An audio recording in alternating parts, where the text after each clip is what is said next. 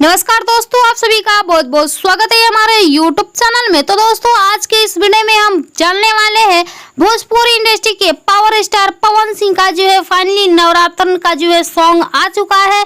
बहुत ही धमाकेदार ये जो है नवरात्र सॉन्ग है। दुर्गा पूजा में सब जगह यही बजने वाला है सॉन्ग। तो चलिए, क्या नाम है इस सॉन्ग का? इस सॉन्ग का नाम है मैं भक्त हूँ माँ काली का। ये जो है काफी तेजी से वायरल हो रहा है। इसका व्यू जो है मिलियन में जा रहा है। बहुत ही इंटरेस्टिंग गाना है, आप लोग इस गाने को सुनिएगा। यह गाना जो है भोजपुरी इंडस्ट्री के एक यूट्यूब चैनल है, जिस चैनल का नाम है यसी फिल्म्स, उस पर यह जो है अपलोड है। आप लोग देखिएगा, बहुत ही अच्छा सॉन्ग होने वाला है।